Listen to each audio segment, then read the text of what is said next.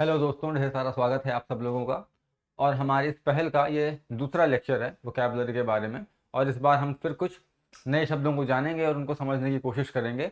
जैसा कि हमारे पिछले लेक्चर में मैंने आपको बताया था कि शब्द अपने आप में एक पूरी की पूरी दुनिया, अपने आप में एक पूरी की पूरी कहानी है। और आप कैसे शब्दों के साथ मोस्टली गेट एक्वेंटेड हो सकते हैं, उनके साथ इक्विप्ड हो सकते हैं, ये बहुत ज़रूरी है।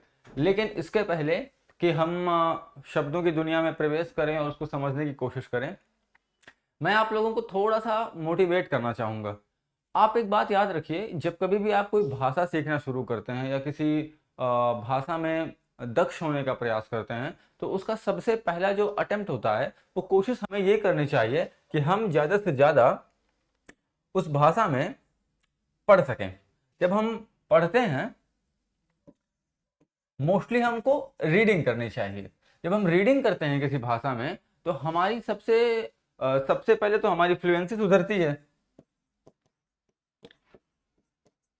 सबसे पहले तो हमारी फ्लुएंसी सुधरती है। दूसरी बात, हमारे पास ढेर सारे शब्द होते हैं, और जिस व्यक्ति के पास जितने अधिक शब्द होंगे, वो अपने विचारों को उतनी अधिक गहराई के साथ, उतनी अधिक स्पष्टता के साथ व्यक्त कर सकता है, एक्सप्रेस कर सकता है। लेकिन यदि आपके पास शब्द नहीं है, तो आप अपने आप को अभिव्यक्त उतनी आसानी से नहीं कर पाएंगे, उतने उतने आत्मविश्वास के साथ नहीं कर पाएंगे। You will have everything, but you will not have that confidence to express yourself confidently.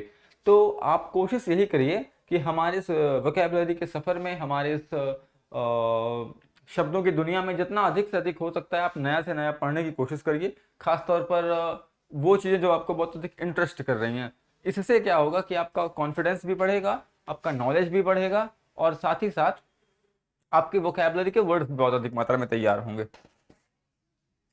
अब हमें यह समझना होगा कि आखिरकार इसको इजी करने का और रास्ते क्या हो सकते हैं। जैसे कि हम अगर किसी शब्द को किसी इमेज के साथ या किसी सिचुएशन के साथ जोड़ करके देखते हैं, तो उसको उसका जो इम्पैक्ट है हमारे ब्रेन पर, हमारे मन पर, वो बहुत अधिक गहरा होता है। तो आप कोशिश यही करिए कि आपका शब्द या तो किसी सिचुएशन से जुड़ा हुआ हो या फिर किसी इमेज के साथ जुड़ा हुआ हो। मैं बार बार इसलिए इस चीज़ को कहता हूँ क्योंकि हमारा जो चित्त है, अगर हम भारतीय दर्शन के हिसाब से बात करें, इंडियन फिलोसफी के हिसाब से बात करें, तो भारतीय दर्शन का कहना है कि हमारे हृदय में, हमारे चित्त में संस्कार अनुभवों के द्वारा एकत्रित होते रहते हैं, और समय पा करके जब उन्हें उनका मटेरियल मिलता है, उन्हें उनका ऑब्जेक्ट मिलता है, तो वो उद्बुद्ध हो जाते हैं, माने कि वो जाग जाते हैं। सपोज आपने कोई वर्ड याद किया और उस वर्ड को किसी सिचुएशन से आपने जोड़ करके रख दिया।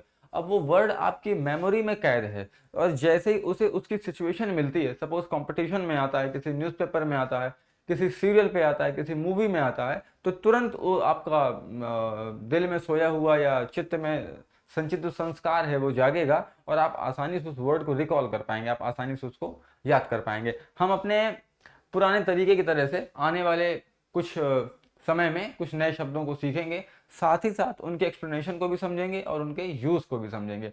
हमारे पास जो सबसे पहला शब्द है वो है लैंग्वेज, टू बिकम वीक। खास तौर पे इस शब्द का इस्तेमाल ऐसे सिचुएशन में होगा जहां व्यक्ति किसी दूसरे व्यक्ति के बारे में सोच सोच करके कमजोर हो जाए, मानसिक तौर पर और शारीरिक तौर पर। फिजिकली और मेंटली जब हम किसी व्यक्ति के बारे में बहुत अधिक सोचते हैं, और सोचने के बाद हमारी जो स्थिति होती है, उसे हम लैंग्वेज होना कहते हैं। खास तौर पर ये शब्द रिलेशनशिप्स को लेकर के यूज़ में आता है।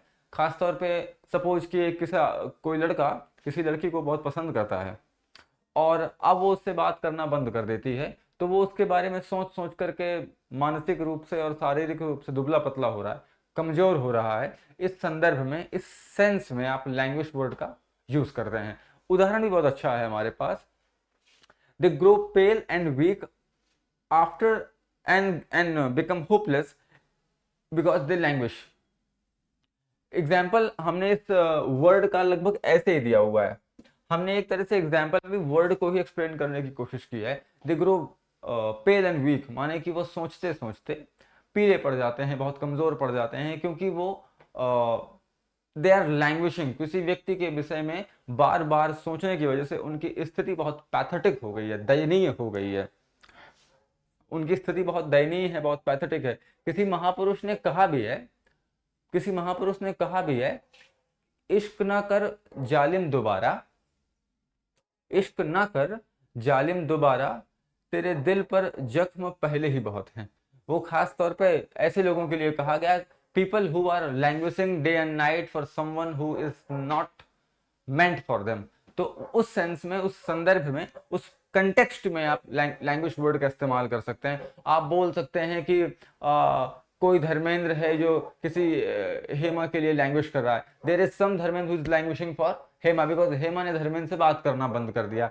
इस संदर्भ में, इस कंटेक्स्ट में आप लैंग्वेज वर्ड का प्रयोग कर सकते हैं। अगले शब्द पर चलते हैं। हमारे पास दूसरा शब्द है कमिजरेट, और इसका मतलब है सिंपथाइज करना। ये एक प्रकार का इसका सिनोनिम भी है। अगर कंपटीशन में पूछे और आप इस वर्ड के 4 ऑप्शंस दिए हो, तो सिनोनिम के तौर पर आप कमिजरेट के लिए सिंपथाइज को चुनेंगे और आपका ऑप्शन एकदम करेक्ट होगा। अब आते हैं, हम समझने की कोशिश करते हैं इस शब्द को, कि सपोज कोई व्यक्ति किसी ऐसी परिस्थिति से गुजर रहा है जहां उसका भारी नुकसान हुआ है। सपोज कोई एग्जाम में फेल हुआ है, सपोज किसी के घर में किसी अपने की मौत हुई है, या बिजनेस का लॉस हुआ है, या कोई ऐसी सिचुएशन जहां वो इंसान बहुत अधिक दुखी है, बहुत अधिक परेशान है, और उसे 4 उन मीठे शब्दों की जरूरत है जिसके बिना वो जिसका सहारा पा करके वो आगे बढ़ सके। इस अभिव्यक्ति के लिए, इस एक्सप्रेशन के लिए इंग्लिश में एक वर्ड है कमिजरेट, जिसका मतलब होता है सांत्वना देना।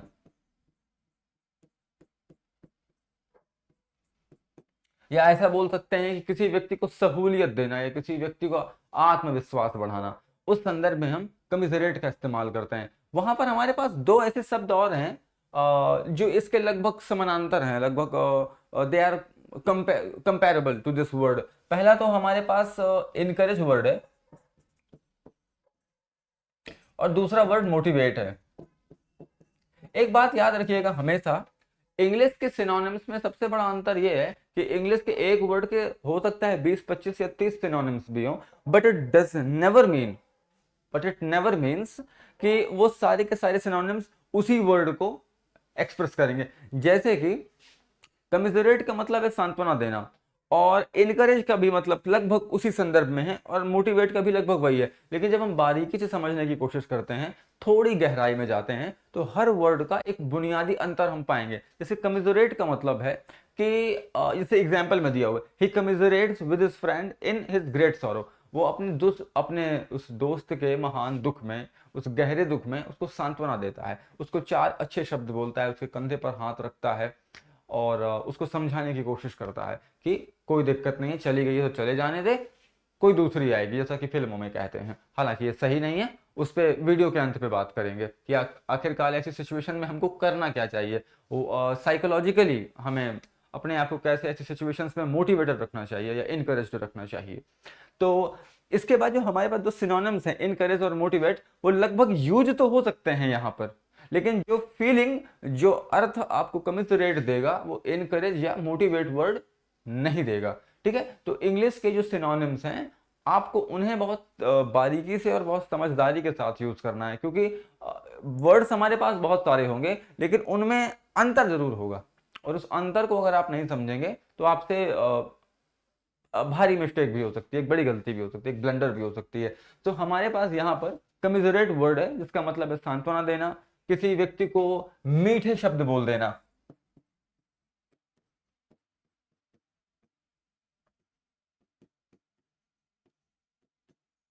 मेरी हैंड राइटिंग पर मत ध्यान दीजिएगा, कई बार तो ऐसा होता है मैं लिख देने के बाद खुद भी नहीं समझ पाता कि आखिर मैंने लिख क्या दिया है, और अभी मेरी बोर्ड की आदत भी नहीं, तो मैं समझ भी नहीं पाता कई बार कि मैं जो मेरे मन में भाव बन रहे हैं मैं वही लिख रहा हूँ, या बोर्ड कुछ और लिखता जा रहा है मेरा मजाक बनाने के लिए। तो आप शुरुआत में मुझको माफ करिएगा, with practice I will be more efficient with this pen I think. हाँ, आगे चलते हैं।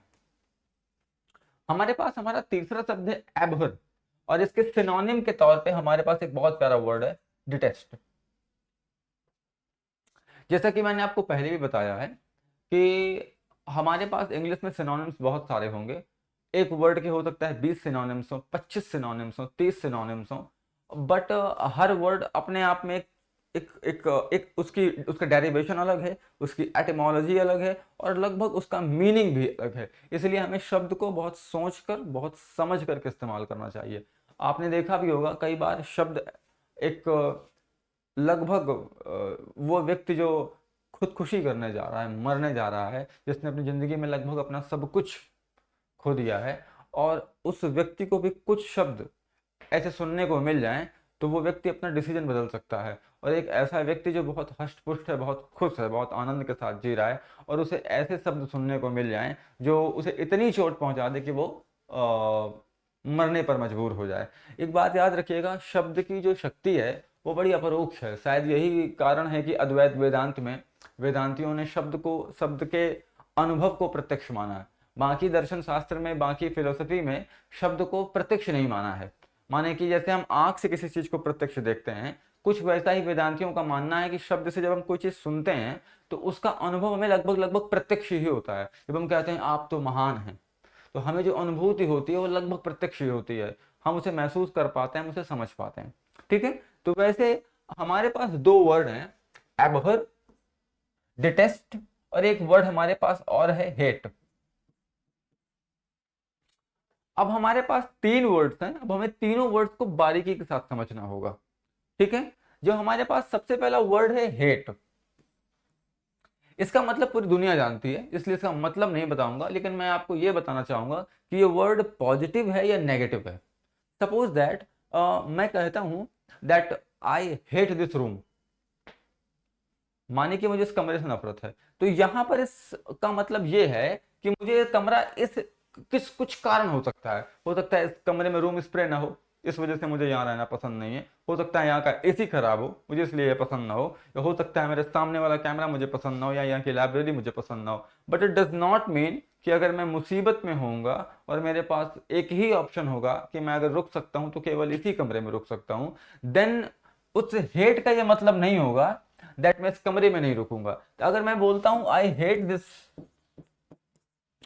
This room, I hate this room अगर मैं बोलता हूं तो इसका मतलब यह है कि मुसीबत में मैं इस कमरे में रुक भी सकता हूं। बट जब मैं ये बोलता हूं आई एबहर दिस रूम, तो आई एबहर जो वर्ड है वो इतना अधिक स्ट्रांग है, उसका मतलब यह है कि मैं मर सकता हूं बट इस कमरे में नहीं रुक सकता। चाहे जैसी सिचुएशंस आ जाएं, मेरी नफरत इतनी गंभीर है, मेरी नफरत इतनी अधिक हैवी हो चुकी है कि मैं इस कमरे में नहीं रुकूंगा। मुझे मौत स्वीकार है बट मैं इस कमरे में नहीं रुकूंगा।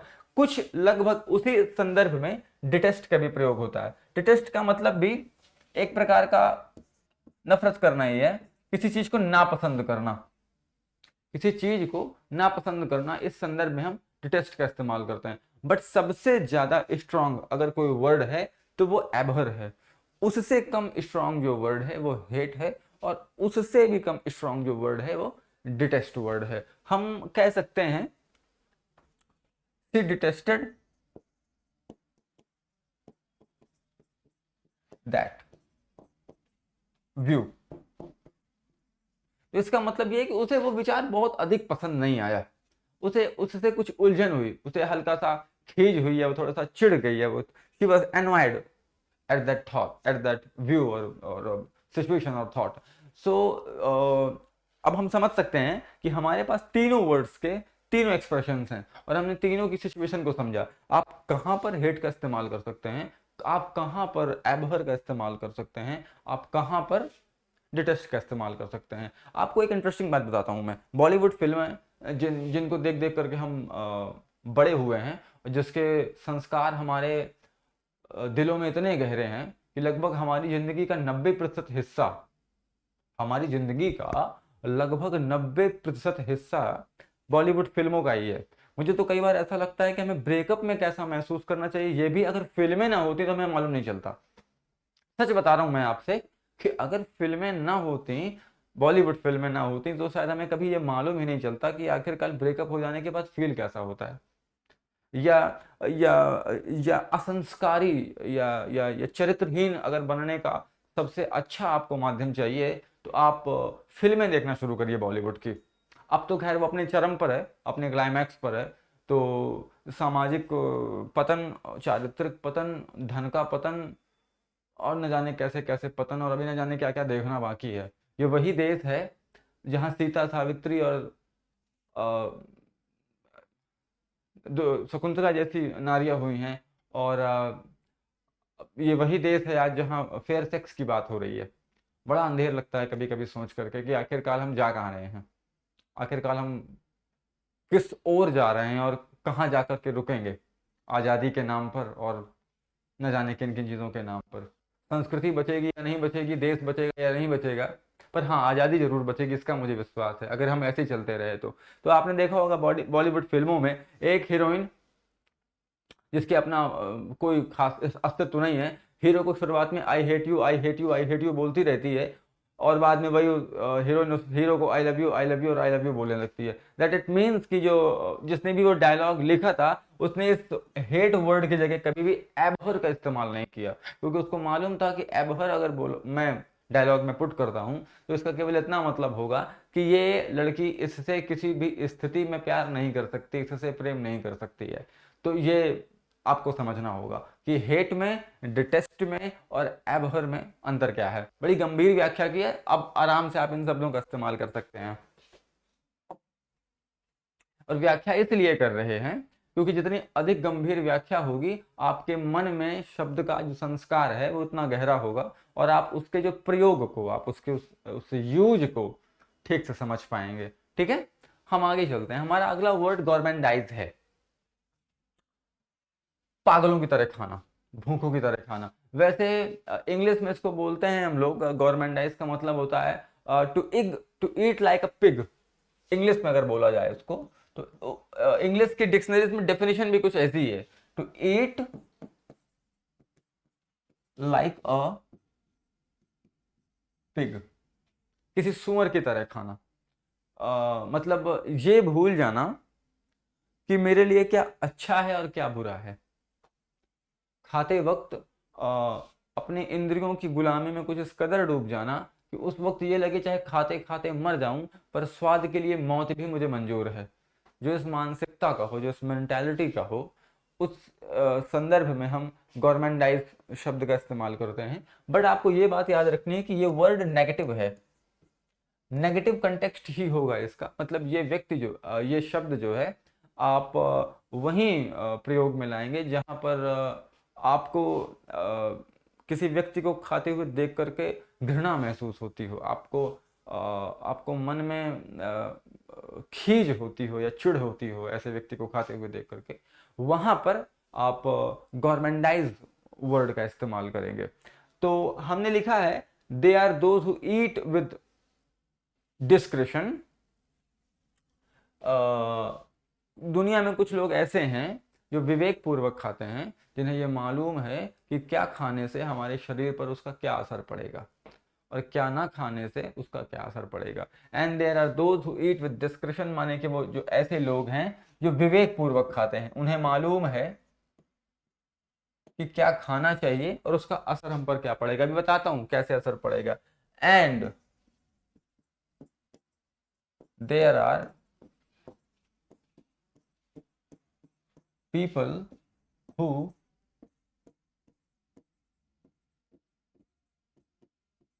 gormandize at parties। कुछ ऐसे लोग भी हैं जो विवेक के साथ खाते हैं और कुछ ऐसे हैं जो पागलों की तरह एकदम थाली को देखते ही पार्टीज में टूट पड़ते हैं। आपको मैं बता दूं हमारे यहाँ उपनिषदों में भोजन को लेकर के तरह तरह की बातें बताई गई हैं, लेकिन एक बात जो छांदोग्य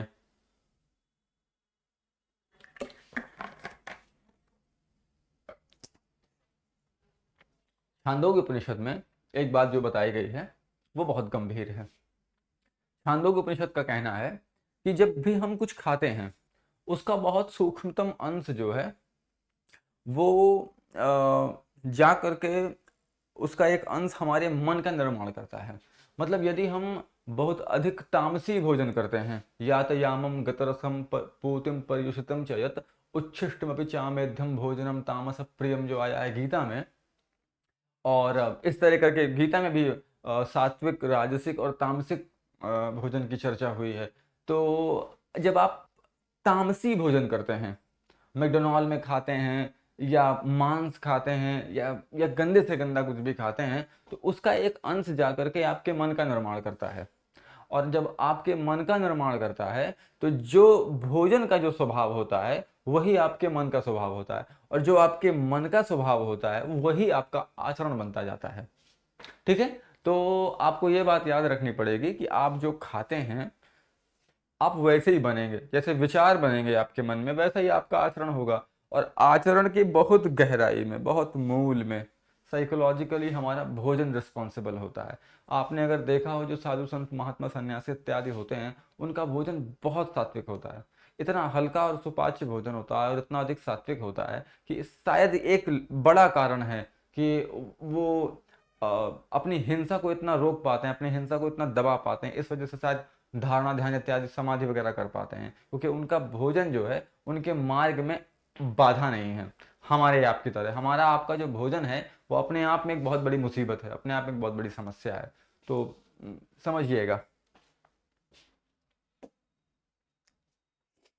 अब हमारे पास एक वर्ड है कंडोन, हमारे पास सिनोनिम के तौर पे फॉरगिव वर्ड है। अगर कंपटीशन में पूछा जाएगा कि कंडोन का मतलब क्या है तो आप आसानी से सिनोनिम के तौर पे फॉरगिव वर्ड को चूज कर सकते हैं। अगर 4 ऑप्शंस होंगे तो फॉरगिव वर्ड जरूर दिया होगा। अब इस शब्द का इस्तेमाल कहाँ होना है आपको जरा समझना होगा। हमारे पास दो वर्ड्स हैं, एक है कंडोन और दूसरा वर्ड है हमारे पास फॉरगिव। तो फॉरगिव शब्द का इस्तेमाल वहां होगा जहां गलती बहुत छोटी है। जैसे कि मैं आपको अपना नंबर दूं और आप भूल जाएं और आप मुझसे मिलें कुछ समय बाद और मैं आपसे कहूं कि यार तुमने तो फोन नहीं किया, तब आप मुझसे कहेंगे यार माफ करना मैं भूल गया था। तो वहां पर आप मैं आपको माफ, अगर आप मुझे बोलेंगे प्लीज फॉरगिव मी, तो वहां पर इस शब्द का इस्तेमाल होगा एक बहुत लाइट सेंस में, बहुत ही लाइट सेंस में, क्योंकि गलती बहुत बड़ी नहीं है। ठीक है, क्योंकि गलती बहुत बड़ी नहीं है।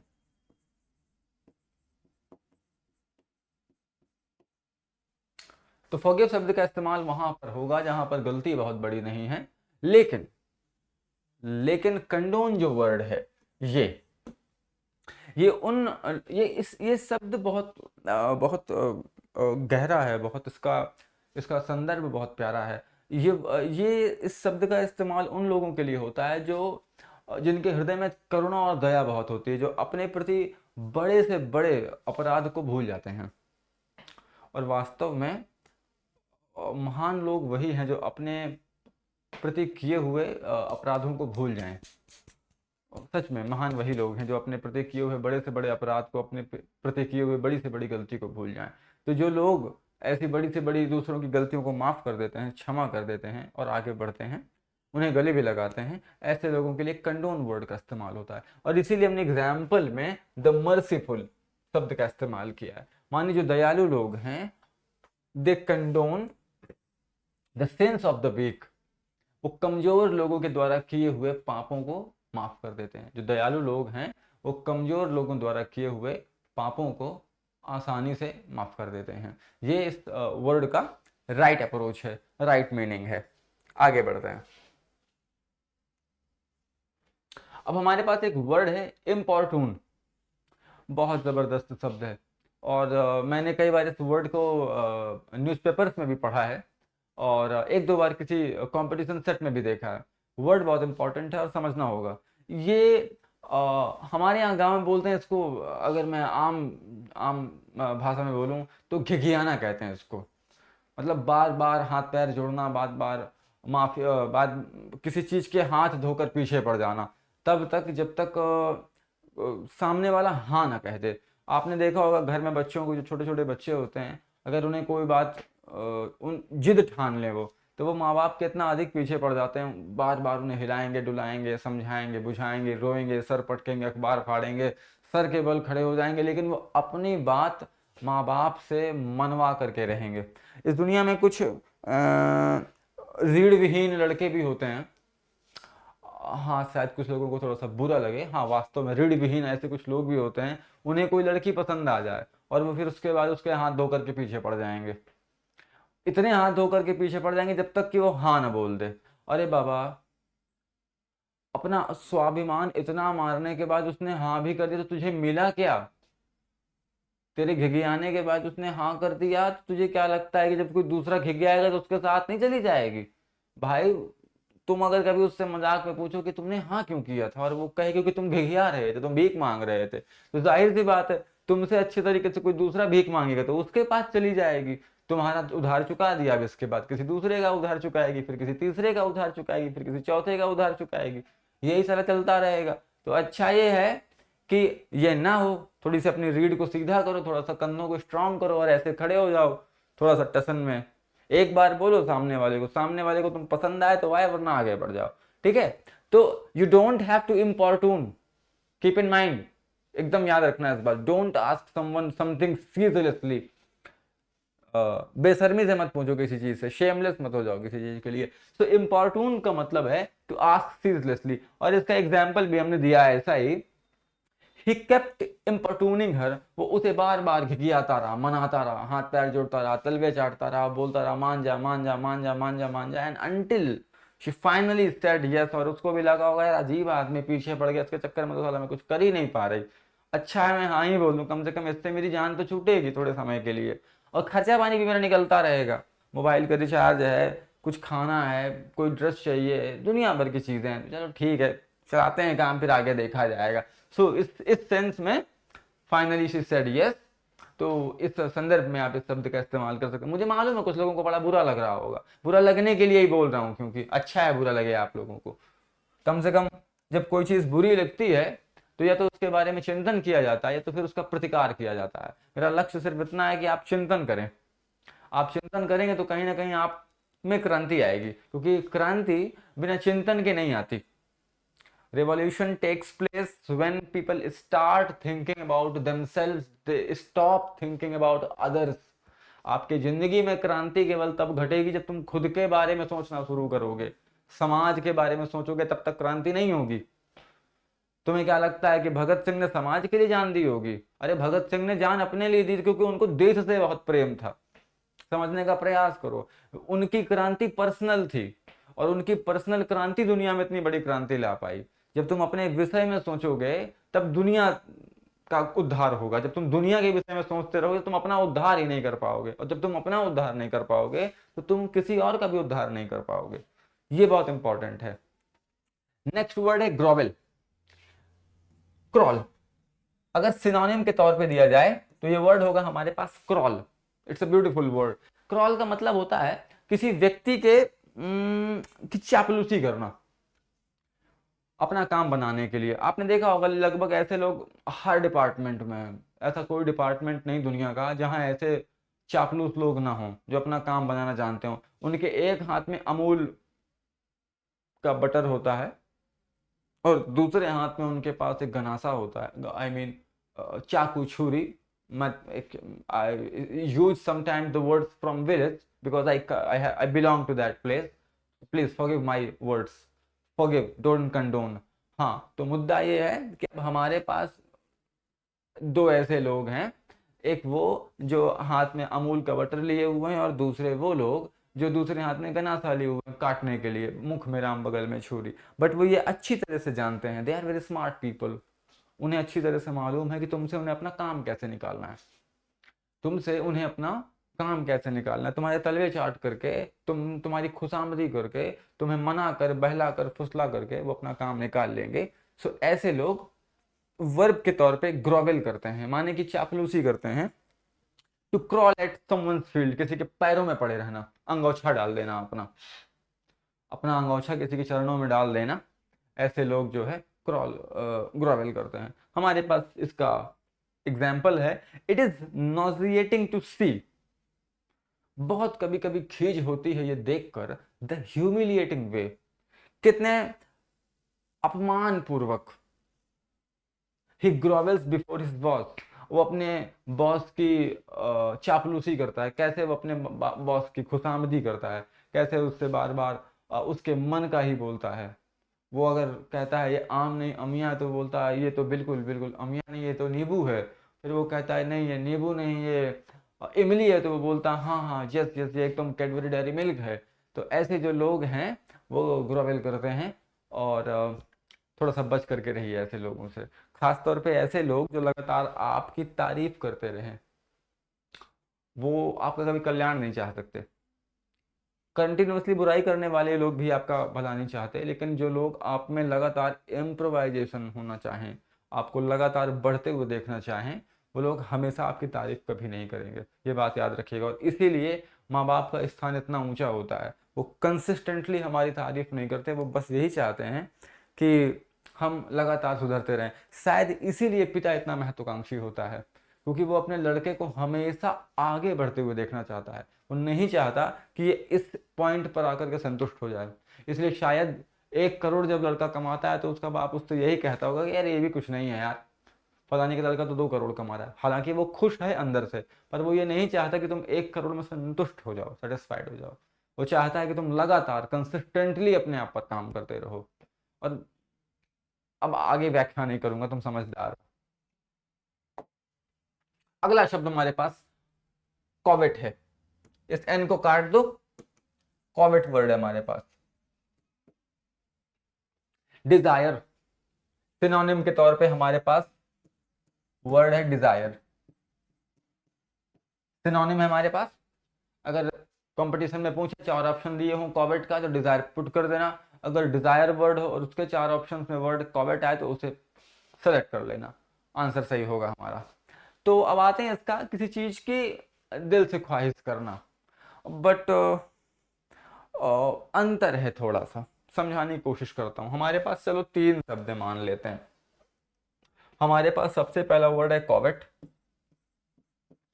हमारे पास दूसरा शब्द है डिजायर, और हमारे पास तीसरा वर्ड है विश। समझाता हूँ।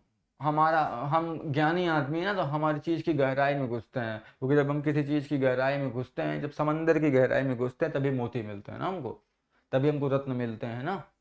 शायद इसी वजह से समुद्र को रत्नाकर कहते हैं, रत्नों का आकर, रत्नाकर। हाँ, अब मुझे कोई बताए कमेंट करके कि रत्नाकर में समास कौन सा है, ठीक है। खैर, तो हमारे पास 3 वर्ड हैं, कॉवेट, डिजायर और विश।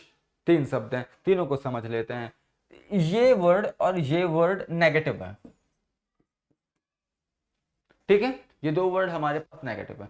कॉवेट का मतलब होता है कि किसी वक्त किसी वस्तु को चाहना, खास तौर पे जो दूसरे की हो। किसी वस्तु को चाहना, खास तौर पर वो दूसरे की हो, और उसको हथियाने की इच्छा रखना।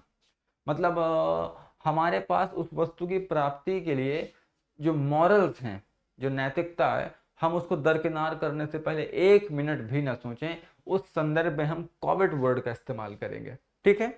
अब आते हैं डिजायर, उससे लगभग 1 इंच नीचे, लगभग 1 इंच नीचे जब हमारे अंदर किसी चीज की डिजायर होती है, तो हम थोड़े बहुत त्याग करने को भी तैयार होते हैं, ठीक है। हम थोड़े से त्याग करने को भी तैयार होते हैं। हम सोचते हैं कि हमें थोड़ा सा सैक्रिफाइस भी करना चाहिए, इस चीज को पाने की थोड़ी सी कड़ी मेहनत भी करनी चाहिए।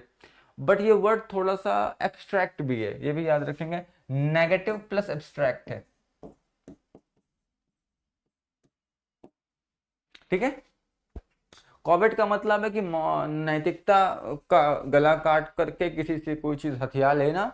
डिजायर का मतलब है कि थोड़े बहुत त्याग की इच्छा रखना, किसी वस्तु को पाना तो चाहता हूं, पर उसके लिए कुछ थोड़ा संघर्ष भी करने को तैयार हूँ, मेहनत भी करने को तैयार हूँ, कुछ त्याग तपस्या भी करने को तैयार हूँ। अब आते हैं विश पे। ये बहुत गजब चीज है, ये बहुत गजब चीज है। विश का वास्तव में अगर हिंदी में मैं इसको कन्वर्ट करूं, इसको ट्रांसलेट करूं, एक तो मेरी हिंदी बहुत कमजोर है। संस्कृत बहुत अच्छी है, संस्कृत बहुत अच्छी है मेरी, हाँ, लेकिन मेरी हिंदी बहुत अच्छी नहीं है। अब तुमको समझाऊंगा बाद में कि हिंदी में और संस्कृत में जमीन आसमान का अंतर है कुछ मामलों में, उसके व्याकरण को लेकर के, उसको शब्द को लेकर के, उसके सिंटैक्स को लेकर के बहुत अंतर है। तो संस्कृत का बहुत कुछ हिंदी में है, लेकिन हिंदी का बहुत कुछ संस्कृत में नहीं है, इसलिए ऐसा मत समझना। तो जो विश्व वर्ड है, अगर मैं इसको हिंदी में कोशिश करना चाहूँ, तो मैं इसको बोलूंगा वरदान, ठीक है। अगर मैं इसको हिंदी में कन्वर्ट करूंगा तो इसका मतलब होगा लालच करना।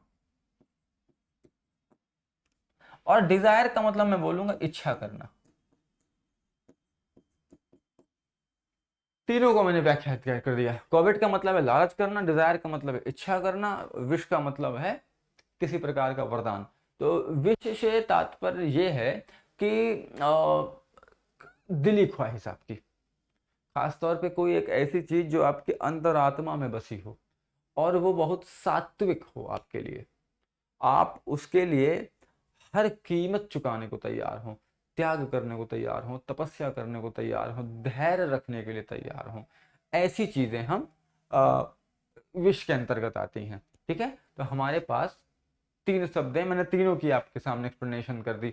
अब हमारे पास एग्जाम्पल है, शी इज बिटरली जेलस, वो बहुत बुरी तरह से जल रही है, ईर्ष्यालु है, किस लिए? And Covid sir sisters wealth, और अपने बहन की संपत्ति की लालसा कर रही है, लालच कर रही है, कितनी जल्दी मुझे ये हड़पने को मिल जाए। ठीक है, ये हमारा पूरा का पूरा एक्सप्लेनेशन हो गया। आगे चलते हैं, हमारे पास एक वर्ड आता है नया, मैलिंगर।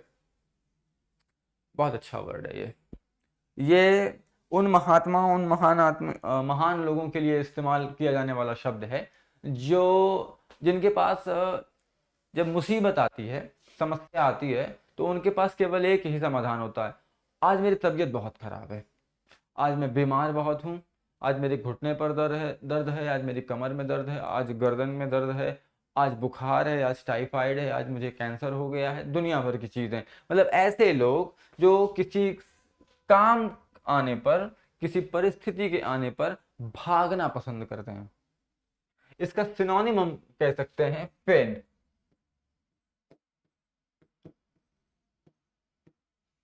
फेन फेन वर्ड जो है ना, उसका भी मतलब यही होता है कि टू प्रिटेंड सिकनेस, बट नाटक करना, बीमारी का नाटक करना। खासतौर पे उस संदर्भ में हम मैलिंगर वर्ड का इस्तेमाल करते हैं, फेन वर्ड का इस्तेमाल कर सकते हैं। तो अगर मैलिंगर वर्ड आता है और उसके 4 सिनोनिम्स होते हैं और फेन वर्ड दिया होता है, तो फेन मैलिंगर के सबसे नजदीक है, आप फेन वर्ड को ही चूज करेंगे सिनोनिम के तौर पे।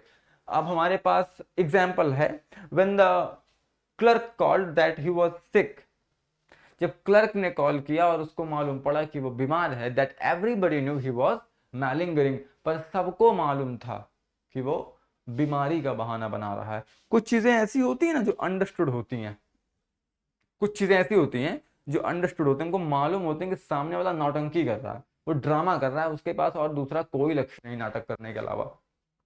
तो ऐसे संदर्भ में हमारे पास जिस शब्द का इस्तेमाल होगा वो मैलिंगर होगा। मैलिंगर का मतलब है मैलिंगर का मतलब है कि समय आने पर, परिस्थिति आने पर, सिचुएशन आने पर बहाने बनाना, खासतौर पे बीमारी के, बीमार हो जाना, जबरन बीमार हो जाना, सिचुएशन नहीं है पर फिर भी बीमार हो जाना। तो ऐसे संदर्भ में हम मैलिंगर वर्ड का इस्तेमाल करेंगे।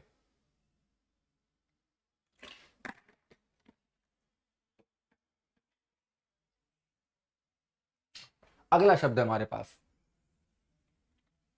एक्सपिएट, सिनोनिम है इसका एटोन फॉर। अभी मैं आपको बताता हूं कि एक्सपिएट और एटोन में अंतर क्या होता है, थोड़ा सा गहराई में चलते हैं दोनों वर्ड्स की। लगभग इस दुनिया में छोटे से लेकर के बड़े से बड़े तक, पाप तक, हर पाप की लगभग कोई ना कोई सजा है।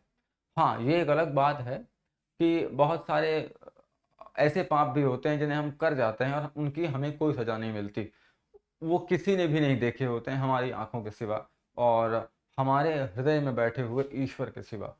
लोग अक्सर पूछते हैं इस शरीर में ईश्वर रहता कहाँ पर है, किस जगह पर रहता है? गीता में बाबा इसका जवाब है ना, ईश्वरः सर्वभूतानां हृदय से अर्जुन तिष्ठति भ्रामयन् सर्वभूतानि यंत्र आरूढ़ानि मायया। भगवान अर्जुन से कह रहे हैं कि बाबा तुम्हारे हृदय में ईश्वर बैठा हुआ है। ईश्वर सर्वभूतानां हृदय से, हृदय प्रदेश से, माने हृदय में भगवान बैठा होता है। और जब आप कुछ गलत कर रहे होते हैं तो हृदय आपका धड़कने लगता है जोर जोर से और आपको कहता है कि ये गलत है, इसको मत कर। और जब वो बहुत जोर जोर से धड़कने लगे और कहने लगे कि ये काम बिल्कुल मत कर, तो तत्काल रुक जाओ। सपोज दैट, मैं तुम्हें एक उदाहरण देता हूँ, कभी एग्जाम में गए हो और एग्जाम में जाने वक्त तुम नकल लेकर के गए हो और तुम्हारा एक मोमेंट ऐसा आता है तुम नकल करना चाहते हो, तुम्हारा दिल तुम्हें रोकता है, वो दिल नहीं रोक रहा, तो वहां बैठा हुआ ईश्वर ही तुम्हें रोक रहा है। वास्तव में हृदय सबसे करीबी स्थान है भगवान का, वो वहाँ पर बैठे हुए हैं, और जब वो वहाँ बैठते हैं तो वो वहाँ से रोकते हैं। और कई बार ऐसा भी सिचुएशन आती है जब हमारा हृदय हमसे कहता है कि तुम बोलो, यहाँ पर साहस लो, निर्णय लो, कदम उठाओ, वहां पर भी उस वाणी को ईश्वर की वाणी ही समझा जाता है। जैसे कि श्रीमद् भागवत में भी कहा गया है ना, वो सद्य हृदय वरुद्ध ते पृथ्वी शुश्रू तत्क्षणात्, भगवान जब इसको सुनने की इच्छा होती है तो हृदय में आकर कैदी हो जाते हैं। तो अंततः ईश्वर का जो स्थान है हमारे इतने बड़े शरीर में, वो हृदय में है।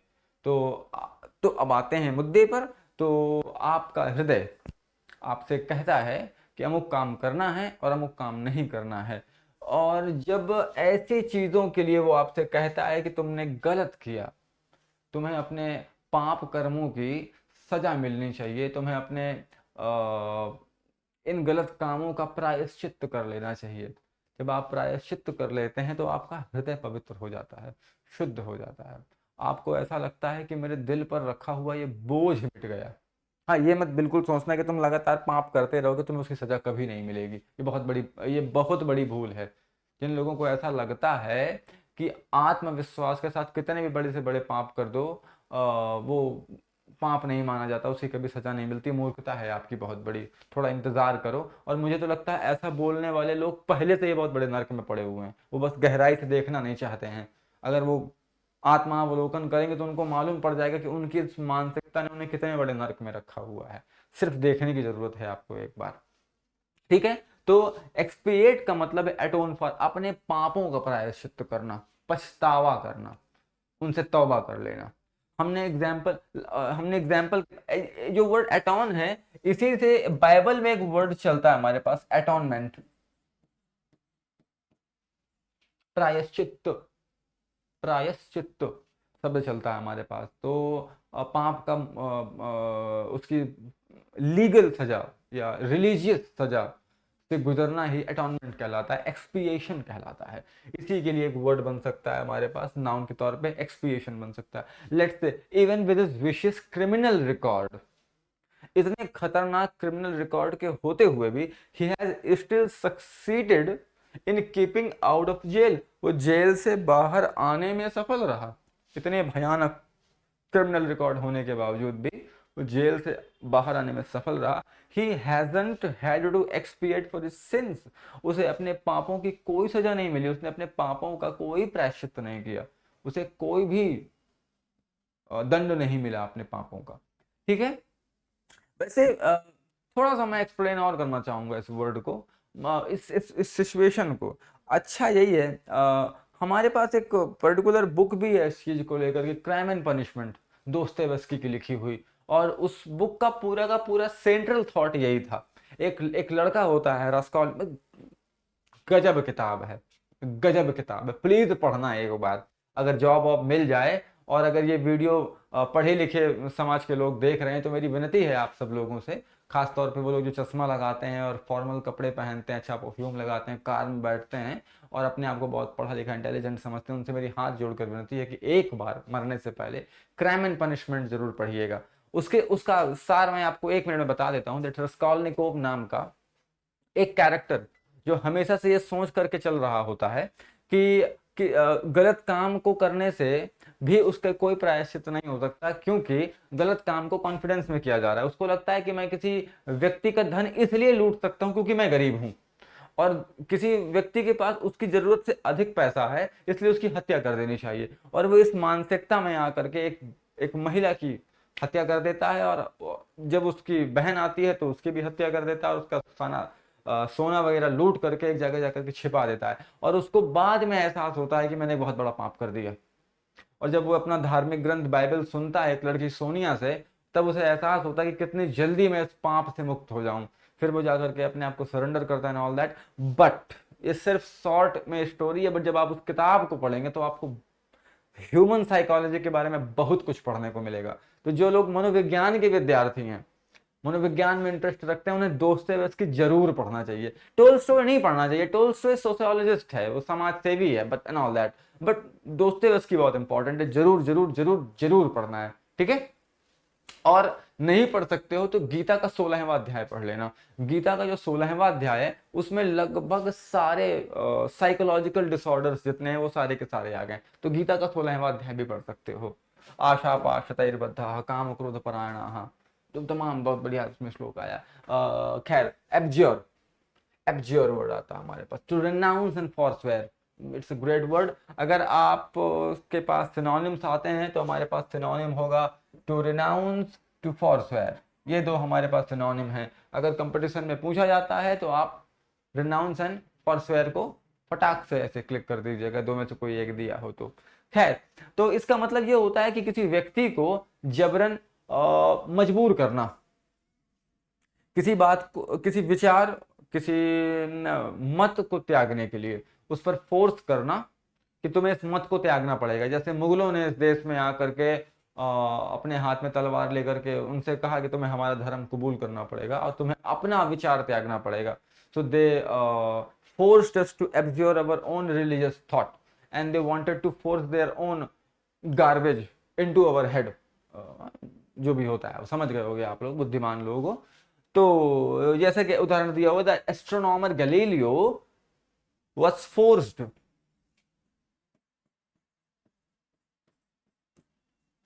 जो एस्ट्रोनॉमर गैलीलियो था was forced to absorb his theory of the rotation of the earth। मानना ऐसा है कहानी की, गैलीलियो ने जब बताया कि पृथ्वी घूमती है तो ये बात बाइबल के विपरीत थी।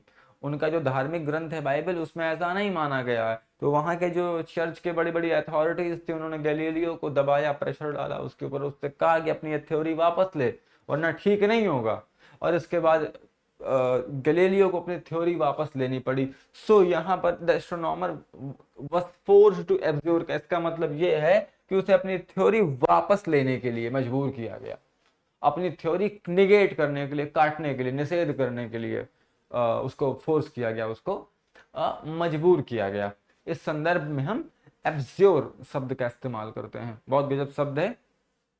जैसे बोला जाए कि I can't abjure my religious thought, मैं अपने धार्मिक विचारों को बदल नहीं सकता, मैं उन्हें चेंज नहीं कर सकता। और क्यों बदलूं यार, मैं बड़ा प्रसन्न हूँ, मुझको लगता है कि मैं दुनिया के सबसे महानतम धर्म से हूँ। महानतम, शायद मेरे धर्म के सामने टिकने वाला धर्म भी कोई नहीं है। अरे जैसा दर्शन मेरे पास है भारत में, वैसा दुनिया में शायद कहीं पनपे अब, मुझे नहीं लगता। क्या गजब है। हेराक्लाइटस ने कहा you can't step twice in the same river, ये थॉट है, ये थॉट है, ये फिलॉसफी है। एक नदी में दोबारा पैर नहीं रख सकते, ये फिलॉसफी है। क्या पागलपन है। इतने दिग्गज आचार्यों के होते हुए गंगेश उपाध्याय, पंडित राज जगन्नाथ मिश्र, नागेश भट्ट, भट्टोजी दीक्षित, पतंजलि, गौतम कणाद, भगवान शंकराचार्य जैसे दिग्गजों के होते हुए अगर तुम्हें हेराक्लाइटस और प्लेटो पसंद आ रहा है तो चुल्लू भर पानी लेना और उसमें डूब के मर जाना, क्योंकि तुम वही डिजर्व करते हो। क्योंकि जिस व्यक्ति के अंदर अपने देश को समझने की कैपेसिटी नहीं होती वो दूसरे को क्या तुम वही तो बोलोगे ना, तुम्हें अपने तो समझ में आया नहीं तो तुम दूसरे की तारीफ करोगे। अच्छा नहीं है ये। थोड़ा अपने देश को भी जानो, अपने देश को भी समझो, उसको समझना बहुत जरूरी है। तुम उससे बहुत दूर हो और तुम पैदा हुए हो, तुम्हारे हृदय में ईश्वर बैठा हुआ बार बार पुकार रहा है खुद को जान, खुद को जान, खुद को जान, खुद को जान। और तू जानने की तो कोशिश कर रहा है पर तू अपने को समझ नहीं पाया, तुझे प्लेटो समझ में आ रहा है। दिक्कत ये है। अगला अगला वर्ड है हमारे पास ऑस्ट्रोसाइज।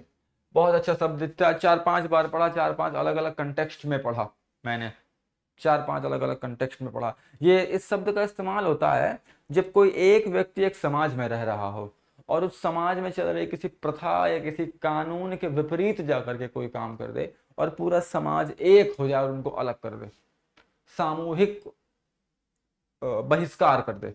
इसका अच्छा सिनोनिम हो सकता है हमारे पास बॉयकॉट। बॉयकॉट वर्ड है। और एक्सक्लूड भी बोल सकते हैं आप सिनोनिम के तौर पे। तो एक्सक्लूड सोशली, किसी व्यक्ति को समाज से बाहर कर देना, किसी व्यक्ति को समाज से अलग कर देना, उसको ऑस्ट्रासाइज कर देना। जैसे कि he was ostracised because he was involve in the scandal, वो उस कांड में शामिल था, इस वजह से समाज ने उसको अपने आप से बाहर कर दिया, उसको अपने आप से दूर कर दिया, उसे अपने पास नहीं रखा, because he was not socially acceptable, वो सामाजिक तौर पे स्वीकार्य नहीं था, स्वीकार करने योग्य नहीं था। ठीक है, ऑस्ट्रेसाइज वर्ड का इस्तेमाल होगा। आगे बढ़ता हूं, अगला शब्द है repudiate, to refuse to acknowledge. Synonym ले लो, एक और ये रहा दो, ये दो सिनोनिम है। To refuse number one, to acknowledge number two. The nation repudiated its debts, माने कि कोई चीज जैसी है उसको स्वीकार करने से मना कर देना रेप्यूडिएशन कहलाता है, रेप्यूडिएट कहलाता है। वर्ड है रेप्यूडिएट और नाउन होगा इसका रेप्यूडिएशन। ठीक है, तो खास तौर पे ये वर्ड लीगल, सोशल ऐसी जगहों पर इस्तेमाल होगा जहां कानूनी दांव पेच ज्यादा चलते हों। ठीक है, और इसी वजह से हमने एग्जाम्पल भी दिया है, the nation repudiated its debts. Suppose that कोई जाकर पाकिस्तान से कहे, बहुत गजब एग्जाम्पल दे रहा हूँ, पाकिस्तान से कोई कहे कि आपके ऊपर 10,000 करोड़ का, ये ज़्यादा ही होगा, मेरा जीएस बहुत अच्छा नहीं है, मेरा सब्जेक्ट लैंग्वेज और फिलोसफी है, तो मैं बहुत आपकी मदद नहीं कर पाऊंगा। सपोज मैं जाकर पाकिस्तान वालों से कहूँ कि तुम्हारे ऊपर 10,000 करोड़ का है चीन से और फलाने फलाने देशों से, वापस करो, और पाकिस्तान कहे कि हमारे पास कोई कर्जा नहीं किसी तरह का, सो उस संदर्भ में इस्तेमाल होगा the nation repudiated it's date. राष्ट्र ने ये साफ इनकार कर दिया कि हमारे ऊपर कोई कर्जा नहीं है, हम खूब हेल्दी हैं, टमाटर खूब खरीद खरीद के खा रहे हैं। भैया आपको पता है, मैंने एक दिन सपना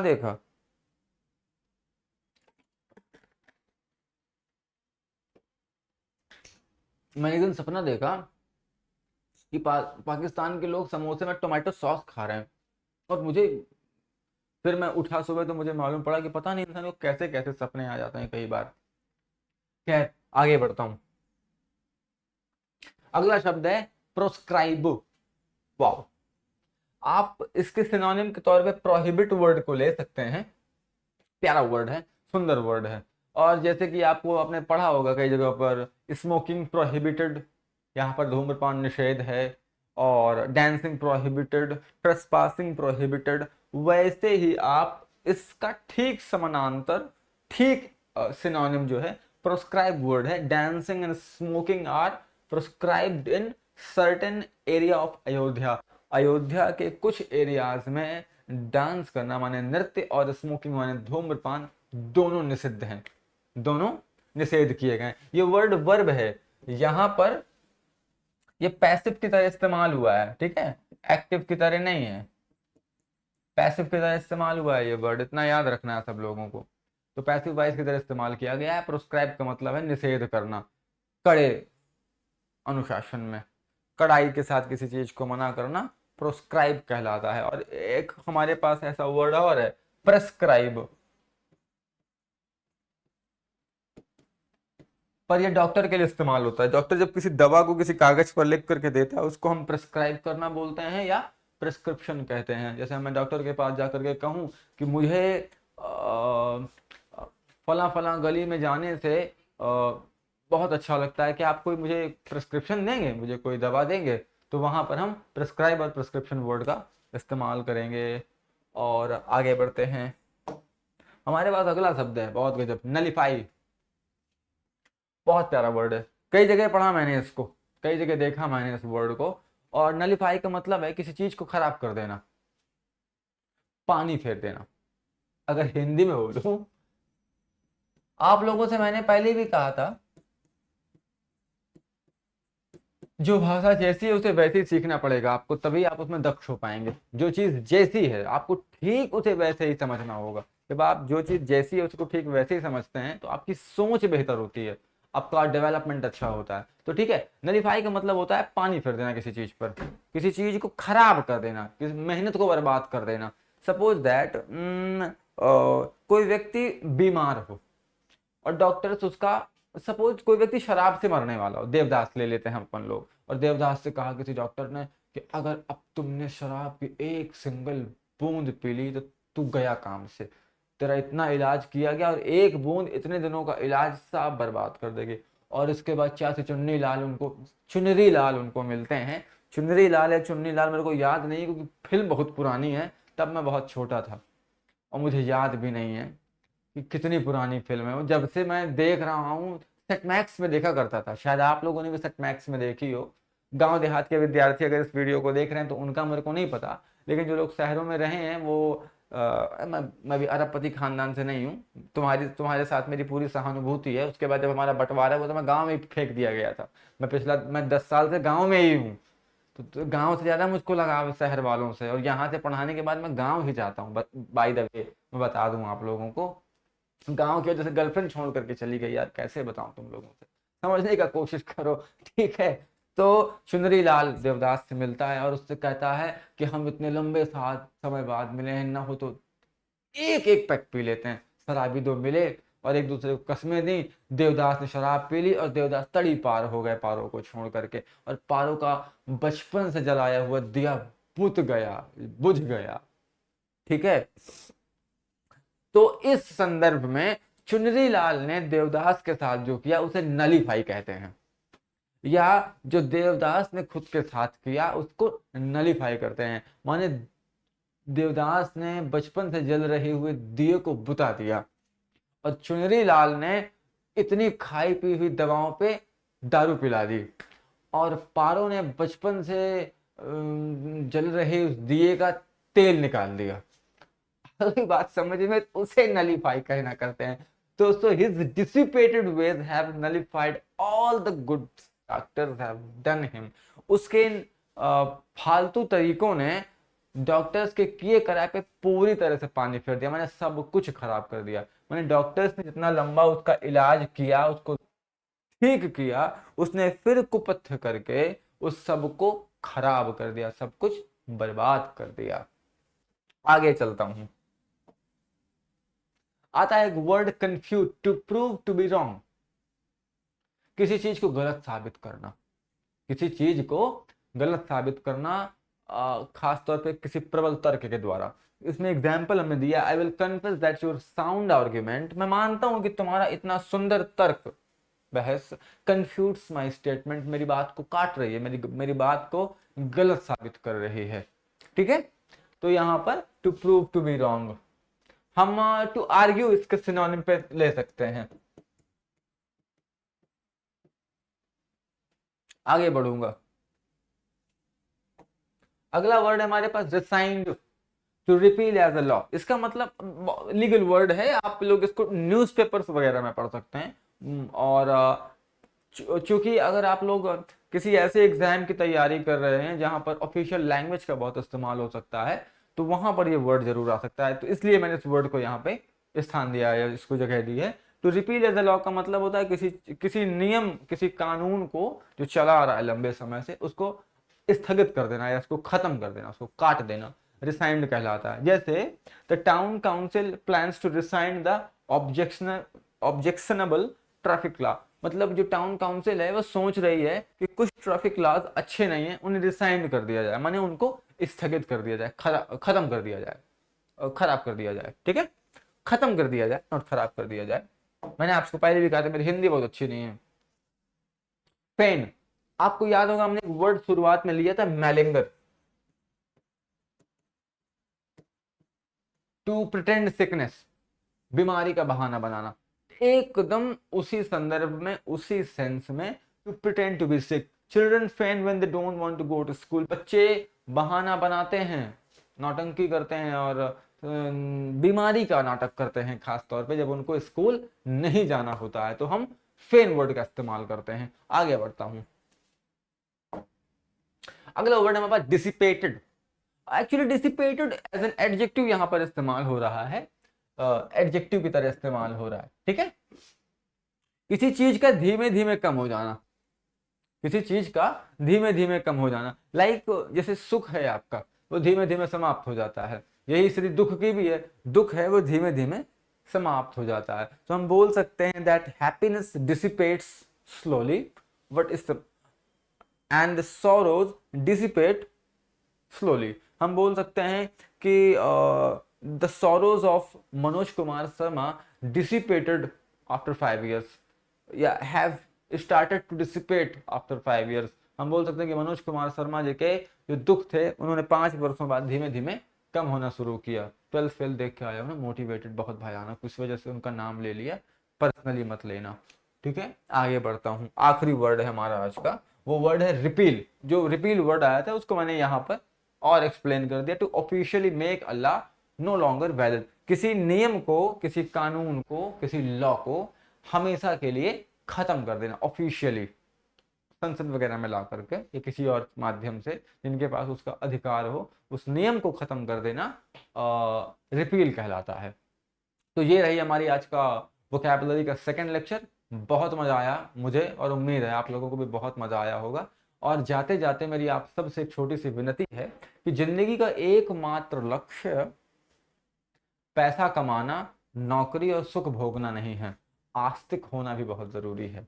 ये बात याद रखिएगा, क्योंकि अंत में आपके नौकरी आपके साथ नहीं जाएगी, पैसा आपके साथ नहीं जाएगा। मैं चाहता हूं कि आप नौकरी करें, पैसा कमाएं, ताकि इससे आप दूसरों की सहायता कर सकें, अपने लिए ना जी करके दूसरों के लिए अच्छा कर सकें, अपने माता पिता के लिए, अपने लोगों के लिए, अपने समाज के लिए, अपने रिश्तेदारों के लिए, खास तौर पे उन लोगों के लिए जिनको आपकी सबसे ज़्यादा ज़रूरत है। मैं तो यही चाहूँगा, और मैं चाहूँगा कि भारत का हर वो व्यक्ति जो इस देश में रहता है और इसने महान धर्म की छत्र छाया में उसने जन्म लिया है, वो नास्तिक कभी ना हो। तो आस्तिक जरूर बनिए, ईश्वर पर विश्वास रखिए, प्रत्यय रखिए। वो ईश्वर कोई भी हो सकता है आपका, वो आपका चुनाव है। शिव, दुर्गा, गणेश, शिव, सूर्य भगवान कोई भी हो सकते हैं, लेकिन आपका आस्तिक होना बहुत जरूरी है। क्योंकि जब आप आस्तिक होते हैं तो आपके बुरे वक्त में आपकी आस्तिकता ही हथियार बनती है उस अंधकार को काटने में। वो दीपक का काम करती है आपको प्रकाश की ओर ले जाने के लिए। ठीक है, इतना ही मैं कहूँगा। बहुत बहुत धन्यवाद, जल्दी मुलाकात होगी। Thank you.